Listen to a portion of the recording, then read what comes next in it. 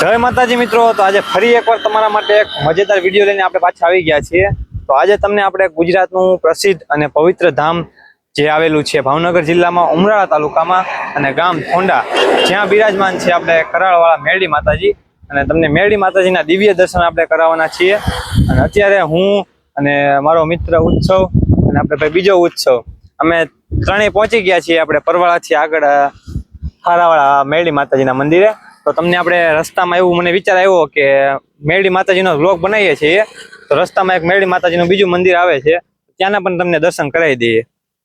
તો તમે મંદિરનો અંદરથી નજારો જોઈ શકો છો, ખુલ્લી હરિયાળી વાળો નજારો છે। તો હવે તમને માતાજીના દિવ્ય દર્શન કરાવી દઈએ આપણે। તો તમે મેરડી માતાજીના દિવ્ય દર્શન કરી શકો છો।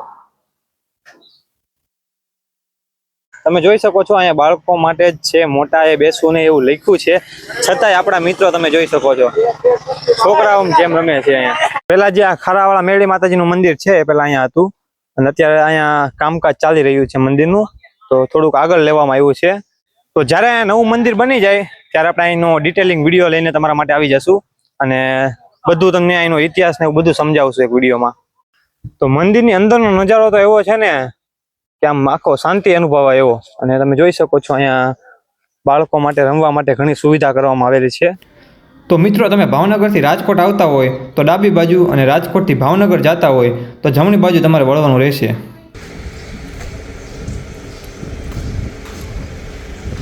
તો મિત્રો, આપણે કરાળવાળા મેરડી માતાજીના મંદિરે પહોંચી ગયા છીએ। તો હવે તમને માતાજીના દિવ્ય દર્શન કરાવી દઈએ। તમે જોઈ શકો છો પીપળિયા ડાબી જીવાદાદાનું ધર્મ છે અહીંયા, એમના તમને દર્શન કરાવી દઈએ। અને હવે તમને આપણે કરાળવાળા મેરડી માતાજીના પણ દર્શન કરાવી દઈએ। તમે દર્શન કરી શકો છો કેવું દિવ્ય સ્વરૂપ છે, અને આવો નજારો તમે ક્યાંક જ જોયો હશે। તમે જોઈ શકો છો પાછળ ત્રિશૂલ, ઘણા બધા ત્રિશૂલ રાખવામાં આવેલા છે, અને બાજુમાં જ તમને હનુમાનજી મહારાજના પણ દર્શન કરાવી દઈએ, તો તમે દર્શન કરી શકો છો। તો પહેલાં આ જગ્યાએ તાવા કરવામાં આવતા માતાજીના, અને હવે સામે કરવામાં આવે છે, ત્યાં હું તમને નજીકથી નજારો દેખાડીશ। અને અહીંયા હજારો લોકો એકસાથે પ્રસાદી રહી શકે છે।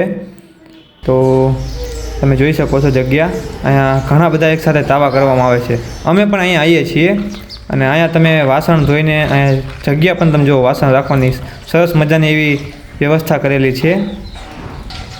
તો કરાળવાળા મેરડી માતાજીનું આ મંદિર વર્ષો જૂનું છે, અને આજુબાજુના ગામના અને દૂર દૂરથી લોકો માતાજીને શ્રદ્ધા અને વિશ્વાસથી માને છે, અને માનતાનો તાવો માને છે, અને માતાજી એમનું કામ પૂરું કરે છે। અને ઘણા લોકો ભાવથી પણ તાવા માને છે। અમે પણ મહિને 2 મહિને એકવાર માતાજીને તાવા કરવા જઈએ છીએ ભાવથી, અમે બધા મિત્રો થઈને। અને ખાસ કરીને કરાળવાળા મેરડી માતાજીના મંદિરે રવિવાર અને મંગળવારે ભક્તોની ભીડ બહુ જોવા મળે છે। અને અત્યારે આપણે આવી ગયા છીએ કાળુ બાપુ આશ્રમ હડમતિયા, અને આશ્રમમાં ફોટા અને વિડીયો લેવાની સખ્ત મનાઈ છે। તમે આશ્રમમાં આવો એટલે તમારો મોબાઈલ તમારે ખીચામાં રાખી દેવાનો।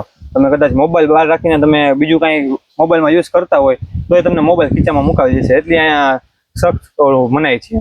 તો ફોટો અને વિડીયો લેવાની સખ્ત મનાય છે, નકર તો હું તમને બાપુના દિવ્ય દર્શન કરાવે જ।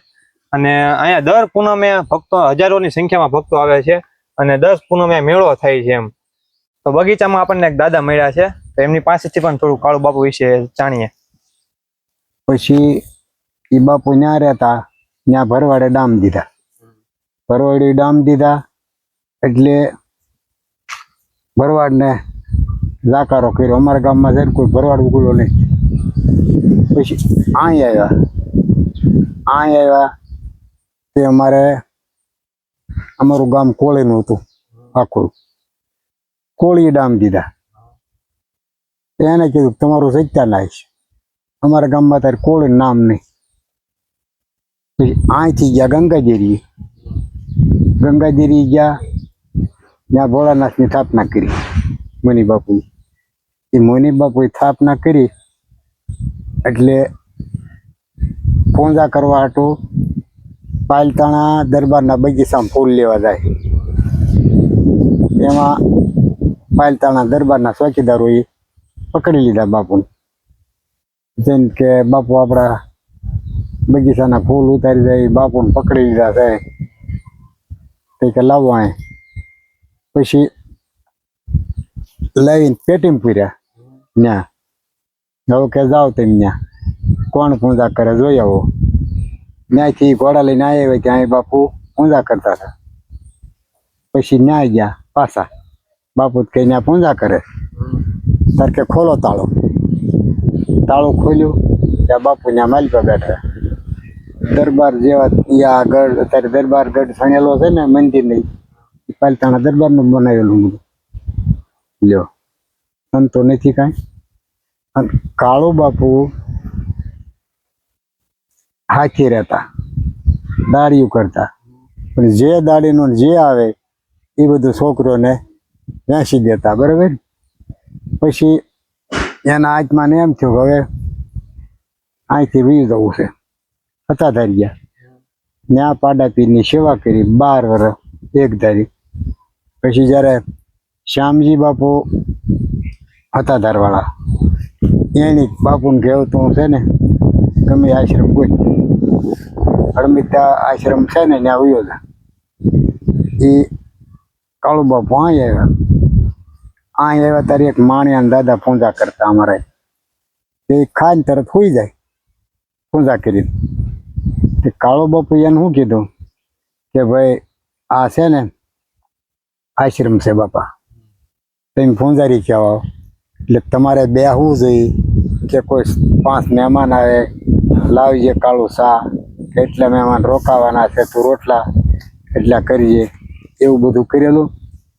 તે બાબા હતા થોડાક મગજના ખાટા. તે કે બાપા હુવા જ જોહે. તો કાળુ બાપુ એનું કીધું કે તમારા દીકરા 4 છે દાદા, આપણે ઓલી ધાર પડે ને ત્યાં કયો ઓળી બનાવી દે, તેમ ત્યાં જઈને સુઈ જાવ એટલે મહેમાન આવે મારા હાથ સવાન રહે, તમારી વાટ ન રહે કાંઈ. તે બેસ્યા દી દાદાએ પૂજા કરીને દાદા હિંચેલો કરીને વી ગયા ને ઘેરે બધું લઈ. પછી કાળુ બાપુ આરતી ઉપાડી. કાંઈ એમ અડધી કલાકની આરતા 2 ટક અડધી કલાકની. પછી સામે મારી વાડી છે, સીધા ઝાડવા નહોતા. બાપુએ કર્યું રોહોડું મોટું સરું, ગાંઠિયા લાડવા મને બધું ફાવડે. રૂમાલ આમ કરે એટલે જેને હાથી છોડીને વિયો આવતો, એટલા ગાંઠિયા કરવા એટલે આ કરવું. તેથી બાપુ બોલતા કે જે કઈ મેં 15 વર્ષ કર્યું એ કરી કે લાખ આવેડી રસોઈ આવવા મળ્યું. એને ઝારો ન ફાવે, હાથે છૂટો ઝારો હાંકવાનો રહે. એ કે બાપુ મશીન લાવો તો સારું. કે બાપુ તો મારી હાથથી મશીન ન લાવતા, મને કાંઈ ઠાકર થાક લાગવા દેતો નથી, તેમ કયો એટલે રડી દઈશ. કે સારું. તો ઓલાને કીધું એટલે બાપુ મશીન લાવ્યા. મશીન લાવ્યા ને મશીનના ગાંઠિયા છે ને બહુ સારા ન પડતા. બાપુ કે આ હું કઠણ કરીશો. અને મારી પાસે એનું બધું માપ હતું, કિલે એટલું મીઠું નાખવું, કિલે એટલા સોડા નાખવા, એ બધું એવું 15 વર્ષ મેં આંચ્યું એક ધરું. પછી બાપુ કહેવે છે ને રસોઈયા ઘણા થઈ ગયા છે, તારી ખેતી સંભાળ. હું 30 વીઘાનો ખાતાદાર હતો, વાડી જાતો જ નહીં, આઈને જ રહેતો જાજો. લ્યો આ કહાની આપણી પાસે. તો આપણે કાળુ બાપુએ મૌન વ્રત ક્યારથી લીધું એમને? એ મૌન વ્રતમાં શું થયું, એમ બધા બેઠા થાય કે સાંજે ચા પાણી પીને કે ચૈતર ને વૈશાખ 2 મહિના મારે મૂંગી વ્રત લેવું છે. કે બાપુ તમારે આ સંચાલન આખવું અમે સમજી નહીં કાંઈ, તમારે જે કરવું એ કરો. એમ ઊભા થઈને હાલતા ગયા. બસ બે હાર્યા બેઠા, ચા પાણી ફીને પીધા. પછી બીજે દી આવ્યા ને તે કે એટલે 2 મહિના ન લેવા જો કાંઈ નહીં, 1 મહિનો જ લેવા જો. અરે આ પાડતા પડાઈ ગયા વર્ષ 45 ત્યાં. હા હા. લ્યો આ કહાની અમારી પાસે બાપુની. આ ગામમાં 4 મોર હતા એવું મેં સાંભળ્યું. મોર તો હતા 1.5 4 નહીં. એમાં શું થયું, આમ વાઘરીને ખેતર છે, એ વાવે એટલું તેતડા ખાઈ જતા. એ વાઘરી સાંજે દવા ભેળવી, એક માણું 1.5 માણું દાણા ફરતા ફરતા વાડી વેરી આવ્યો. ત્યાં પક્ષીને કાંઈ ખબર ન પડે કે આ ખવાય કે ન ખવાય. ખાધા દાણા, દાણા ખાઈને આ આવ્યા ને પાણી પીધું ને 1.5 મુરલા પડી ગયા. એટલા 1.5. પછી અમી ગયા દાણા વીણવા, ખોબો ભરીને દાણા લાવ્યા વીણી. એક ભંગ્યાને બોલાવ્યો, મોરલાને પેટ કપાયું. આ દાણા ને એ દાણા બે એક થયા એટલે નક્કી થઈ ગયું કે આ વાઘરી દવા નાખી એમ જ મર્યા. પછી અમુક એમ કહેતા કે આપણે બાપુ કેસ કરવો છે. કાંઈ કરવું નહીં બાપુ કે એલા ભાગ્યા ને ગઈ 100 મહિના આમ છે ને હાથ ને પગ ને બધું ખરડાઈ ગયું. 15 વર્ષ રીબાઈ મર્યો અને બાપુ ઈ મોરલા ને બધાને ભંડાર્યા. આ કૂવો હતો આપણો, એમાં મીઠું નાખતા ગયા, દાટતા ગયા, બરાબર. પછી એ કમ્પ્લીટ થયું. ત્રીજે વર્ષે બાપુ એ મોરલા જ્યાં ભંડાર્યા હતા ને એની માથે 3.5 દીનો હવન કર્યો બાપુ. લ્યો 3 ગામનો ગામ ધુમડો બીન કર્યો. હડમિત્યા, ઠોંડા અને લાખાવે. લ્યો ત્યાં સુધીની કહાની આપણી પાસે, બરોબર. તો દાદાએ આપણને ઘણી ખરી સરસ મજાની માહિતી આપી, એ બદલ દાદાનો આભાર.